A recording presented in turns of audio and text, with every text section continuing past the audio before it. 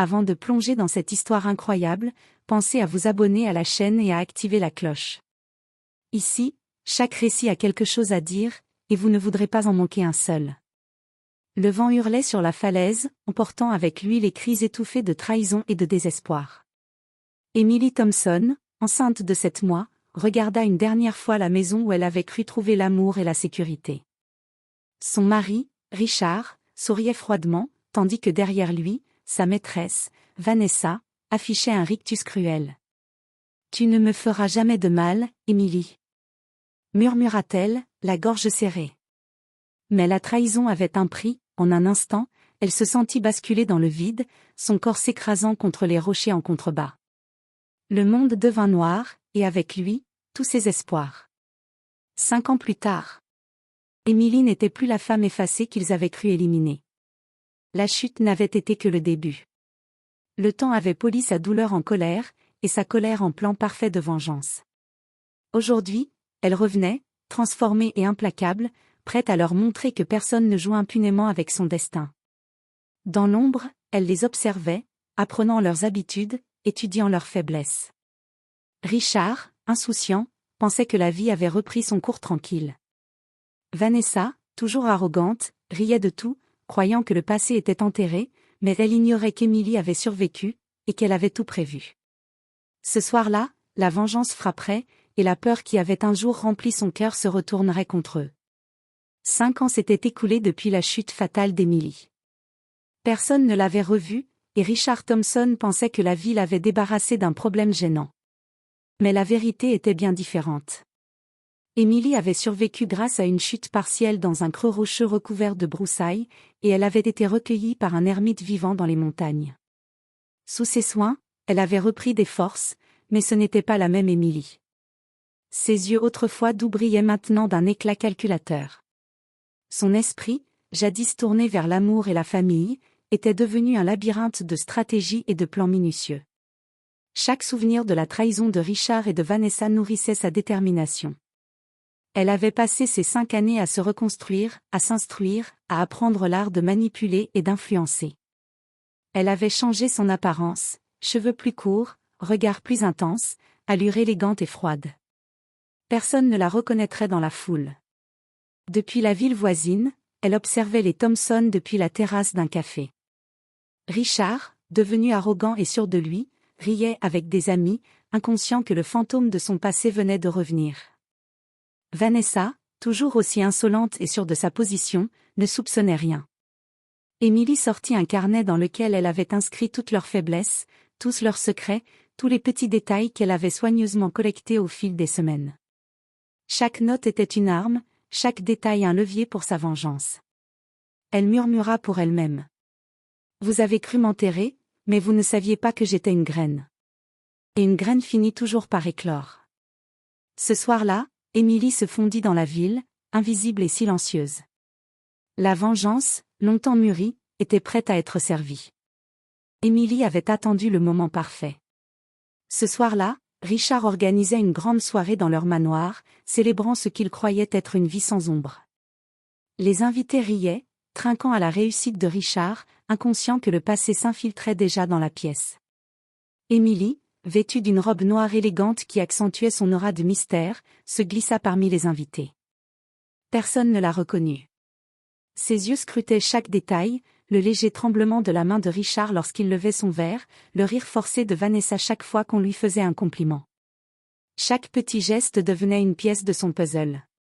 Elle s'approcha d'eux, sans faire de bruit, comme une ombre dans la lumière tamisée. Dans sa poche, un petit enregistreur qu'elle avait placé discrètement plus tôt ce jour-là. Elle avait enregistré leurs conversations privées, leurs mensonges, leurs manipulations, tout ce qui pourrait servir à les déstabiliser. Puis elle fit tomber un verre, juste assez pour attirer leur attention. Richard se retourna et croisa son regard. Un frisson le parcourut, il ne pouvait pas comprendre pourquoi son cœur venait de se serrer. Vanessa, en revanche, fronça les sourcils, irritée par la présence de cet inconnu si étrange mais étrangement familière dans son assurance. Emily sourit légèrement, un sourire froid et contrôlé. Elle savait que le premier choc devait être subtil, psychologique. Elle laissa tomber un mot, juste audible pour Richard. Souviens-toi de la falaise. Richard blêmit, incapable de comprendre ce qu'elle venait de dire. Vanessa chercha à intervenir, mais Emily avait déjà disparu dans la foule.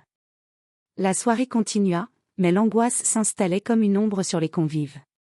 Personne ne savait ce qui allait se produire, mais tous sentaient que quelque chose venait de changer. Emily, dehors, respirait profondément. Le premier coup était porté. La partie avait commencé. Et elle savait qu'une fois lancée, il n'y aurait aucun retour en arrière pour Richard et Vanessa. Les jours suivants, Emily mit son plan en marche. Elle ne cherchait pas seulement à surprendre Richard et Vanessa, elle voulait qu'ils ressentent la peur, l'incertitude et le doute. Chaque mouvement était calculé, chaque interaction soigneusement orchestrée. Tout commença par des messages anonymes. Richard recevait des emails inquiétants, signés d'un nom qu'il ne connaissait pas. Vanessa voyait des objets déplacés dans sa maison, comme si quelqu'un observait chacun de ses gestes. Des photos floues, des indices subtils, tout rappelait leur crime passé, sans jamais dévoiler qui en était l'auteur. Emily utilisa aussi ses connaissances acquises pendant ces 5 années. Elle savait manipuler les réseaux sociaux et les finances, créer des situations où ils se sentaient observés et vulnérables. Les proches commencèrent à remarquer leur nervosité soudaine. Richard, autrefois confiant, parlait de cauchemars où il tombait de falaise, et Vanessa se surprenait à sursauter au moindre bruit. Un soir, Emily fit livrer à Richard une boîte scellée. À l'intérieur, une pierre couverte d'un ruban rouge et un mot. Il est temps de se souvenir. Richard sentit son cœur s'emballer. La pierre, froide et brute, lui rappelait le moment où il avait cru se débarrasser d'Emily pour toujours. Vanessa, à ses côtés, pâlit lorsqu'elle vit le mot. La tension monta entre eux, la paranoïa s'insinuait doucement dans leur vie. Emily, dans son appartement discret à quelques rues de là, observait les effets de sa première vague de terreur. Un sourire satisfait illumina son visage. Elle ne les avait pas encore confrontés directement, mais leur chute mentale avait déjà commencé. La vengeance n'était plus un simple plan, elle devenait réalité. Et elle savait que ce n'était que le début. Le prochain coup frapperait encore plus fort, et cette fois, la peur laisserait place à la douleur, celle qu'ils avaient eux-mêmes infligée. Le jour tant attendu arriva. Emily savait que la confrontation directe était nécessaire. Richard et Vanessa avaient été suffisamment fragilisés par ces manipulations psychologiques, ils étaient désormais vulnérables, nerveux et méfiants. Elle allait frapper là où ça ferait le plus mal. Elle les invita à un dîner d'excuses, prétextant vouloir discuter de leur passé commun. Richard, inquiet mais curieux, accepta.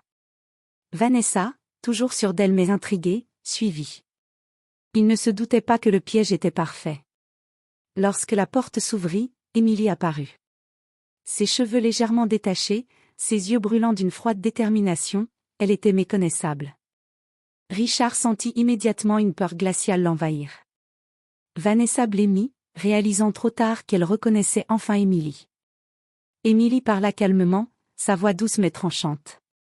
Vous pensiez m'avoir tué, que j'avais disparu pour toujours. Mais la vérité a une façon de revenir, toujours. Richard tenta de rire, nerveusement, mais ses mots moururent dans sa gorge. Vanessa voulut s'excuser, mais Emily la coupa d'un regard. Les excuses ne suffisent pas. Ce que vous m'avez fait, ce que vous avez cru m'ôter, vous allez le ressentir. Puis Emily dévoila une vidéo, les images de leur crime d'il y a 5 ans, filmées par un drone qu'elle avait secrètement placé lors de leur excursion à la falaise. Richard et Vanessa virent leur acte impardonnable, la chute, les cris, tout. Le poids de leur trahison explosa dans la pièce. Emily continua. Vous m'avez envoyé dans le néant, mais j'ai survécu. Vous avez cru que votre vie continuerait sans conséquence, mais la justice a une façon personnelle de frapper. La peur devint terreur. Richard s'effondra sur sa chaise, incapable de répondre. Vanessa, tremblante, cherchait désespérément une issue. Emily les regarda un instant, savourant la transformation de leur arrogance en panique. Puis, sans violence physique, elle laissa tomber les preuves et partit, laissant derrière elle 2 personnes brisées par la peur, hantées par la culpabilité, et incapables de reprendre leur vie d'avant. Emily sortit dans la nuit, respirant l'air frais.